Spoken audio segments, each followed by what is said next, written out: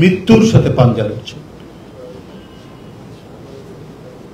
আমরা ঈদের দিন, পবিত্র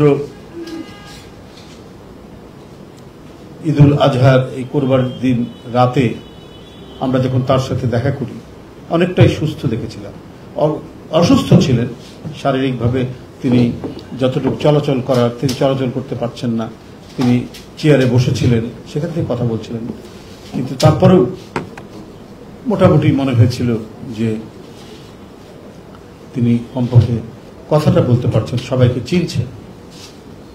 কিন্তু স্বাভাবিক যে চলাচল এটা ছিল না। কিন্তু তারপরেও যতটুকু দেখেছিলাম সেটাতে মোটামুটি তিনি যখন সবাইকে চিনতে পারছেন, কথা বলতে পারছেন, দেখে ওটা ভালো লাগছিল। কিন্তু 2-3 দিন যেতে না যেতেই গতকাল গভীর রাতে তিনি ক্রমাগতভাবে অসুস্থ হয়ে পড়েন এবং রাত 3:15টার সময় তাকে এভারকেয়ার হাসপাতালে সিসিইউ সেখানে নিয়ে যাওয়া হয়।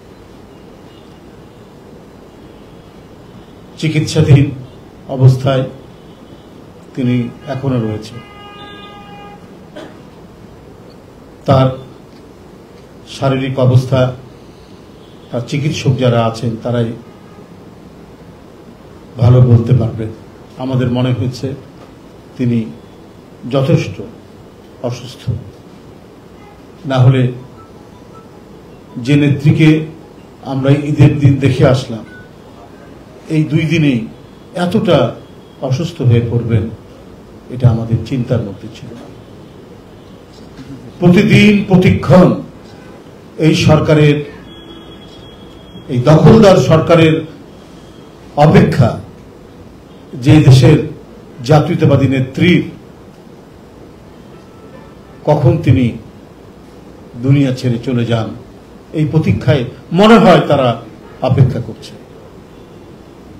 গণতন্ত্রের জন্য লড়াই, স্বাধীনতার জন্য লড়াই, এবং যার স্বামী এদেশের স্বাধীনতার ঘোষক, এদেশের একজন অনন্য সাহসী একজন মুক্তিযোদ্ধা, তার সহধর্মিণী আজকে ধুকে ধুকে তার উন্নত চিকিৎসা থেকে তিনি বঞ্চিত হচ্ছেন। এত দাবি, জনগণের এত আকুলতা, এত আহ্বান, সবকিছুকে উপেক্ষা করে একজন ব্যক্তি তার ক্রোধ, তার প্রতিহিংসা, তার আক্রোশ বাস্তবায়ন করার জন্য তার উন্নত চিকিৎসায় ক্রমাগতভাবে বাধা দিয়ে যাচ্ছে। আর তার দখলদার সরকারের, আওয়ামী ফ্যাসিজমের যত উপকরণ আছে, সমস্ত উপকরণ দিয়ে তিনি তার ক্ষমতা আঁকড়ে রেখে তিনি শুধু নিঃশেষ করে দেওয়ার, তিনি মুছে দেওয়ার প্রক্রিয়া বাস্তবায়ন করতেই ব্যস্ত রয়েছে।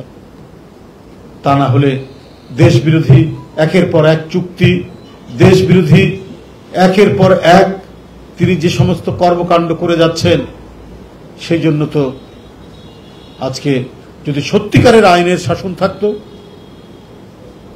যদি সত্যিকার অর্থেই আইন তার নিজস্ব ভাষায়, নিজস্ব গতিতে চলত, তাহলে আজকে যারা ক্ষমতায় আছেন তাদের প্রকাশ্যে দিবালোকে আদালত তাদের বিচার করত। এরা টাকা পাচারকারী, এরা জনগণের সম্পদ লুটকারী, এরা গরিব মানুষের জমি জায়গা জিরাত কেড়ে নেয়, এরা ভয়ঙ্কর সিন্ডিকেট বাসদের প্রতিনিধি।